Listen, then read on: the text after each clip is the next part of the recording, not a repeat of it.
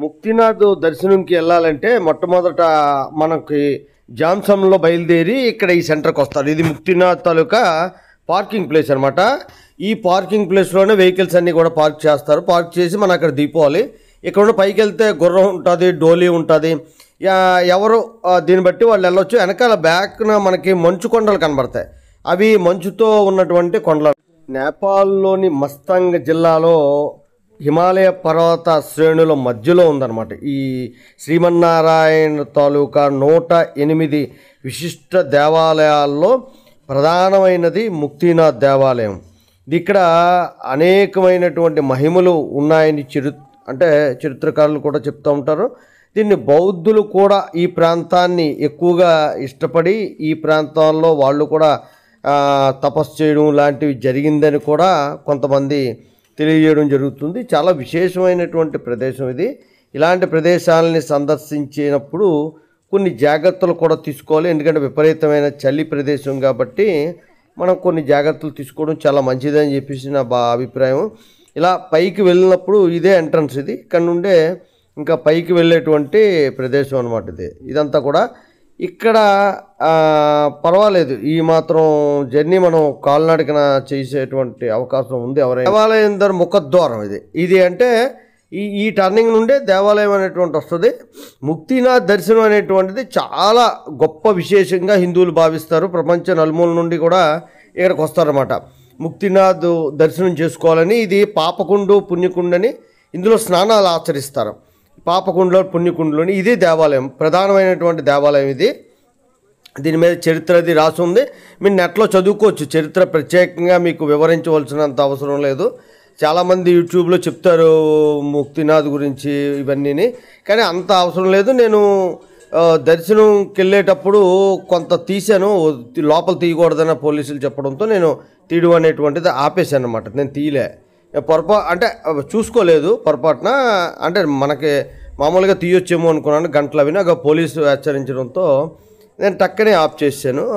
ఇది ముక్తినాథ్ తాలూకా ప్రధానమైనటువంటి దేవాలయం. ఇంతే ఉంటుంది దేవాలయం. పెద్ద దేవాలయం ఏం కాదు. ఇది చాలా సింపుల్గా ఉంటుంది. అయితే దీంట్లో విశిష్టం ఏంటంటే 108 దారాలు పడుతూ ఉంటాయి. మీకు ఈ 2 కుండాలు కాకుండా 108 దారాలు ఉంటాయి. 108 దారాల్లో కూడా స్నానాలు ఆచరిస్తారు. ఇవన్నీ కూడా వీళ్ళు తీసుకున్నటువంటి మన ఆచారాల్లో భాగంగానే ఇక్కడ స్నానం ఆచరించడం అనేటువంటి జరుగుతుంటుంది. చూడండి, ఈయన వెళ్తూ ఉంటారు హరే రామ హరే కృష్ణ అనుకుంటూ. ఈ దారాల్లో 108 దారాల్లో స్నానం చేయడానికి వెళ్తారు. ఇలా స్నానం చేస్తారన్నమాట. అంటే ఒక్కొక్క దారిలో ములగడం కాదు, అలా వెళ్ళిపోతూ ఉంటారు ఆ కొస వరకును. అలా చాలామంది మనతో పాటు వచ్చినటువంటి వాళ్ళందరూ కూడా చేశారు. ఈ దేవాలయం ఇదే ప్రధానమైన దేవాలయం. ఇక్కడే స్వామి ఉంటారు. ముక్తినాథ్ దర్శనం చేసుకోవడం అనేటువంటిది ఇంకా ఈ చివరి మజిలీకి అని చెప్పుకోవచ్చు. అంటే ఇంకా అన్నీ పూర్తి అయిపోయినట్టే అనే భావించవచ్చు. అంత విశిష్టమైనటువంటి దేవాలయం ఇది.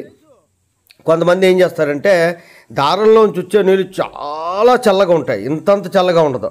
ఆ చల్లదనాన్ని తట్టుకోలేక, అలాగే సెంటిమెంట్ని వదలలేక ఈ ప్లాస్టిక్ కవర్ల లాంటివి కప్పుకొని ఈ స్నానం అనేటువంటిది చేస్తూ ఉంటారు. ఈ దేవాలయం లోపల భాగము పైన ఇలా ఉంటుంది అనమాట.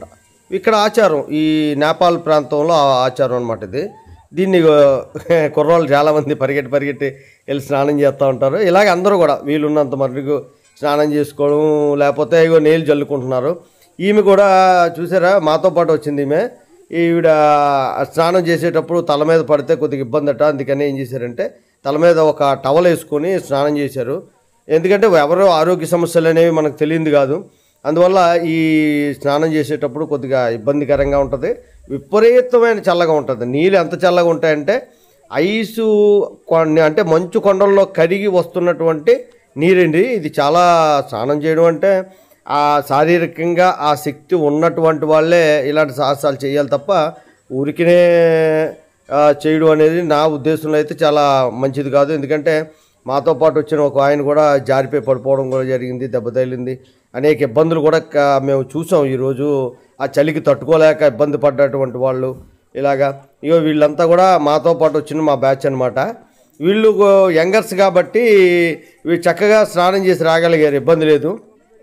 చాలా స్నానం చేశారు. ఎలా ఉంది అంటే బాగా ఎంజాయ్ చేసామని అన్నారు.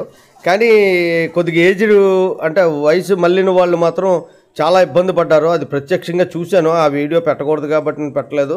అలాగే మాతో పాటు నా వ్యాన్లోనే వచ్చిన ఒక ఆయన అక్కడ జారి వీడియో తీయమని ఆయనే కోరితే తీస్తున్నాను. తీస్తున్న టైంలోనే జారి పడిపోయారు. ఆయన చాలా బాధ అనిపించింది. గబుక్కున ఆయన ఇప్పుడు డాక్టర్ దగ్గరకు కూడా వెళ్ళవలసి వచ్చింది. అంత ఇబ్బంది పడే పరిస్థితి వచ్చింది. అలాంటి సాహసాలు చేసేటప్పుడు చాలా జాగ్రత్తగా, అంటే దేవుడు మనం ఇలాంటి అన్నీ పాటించలేదని మనకి భక్తి ఇవ్వడం అని అనుకోవడం పొరపాటు.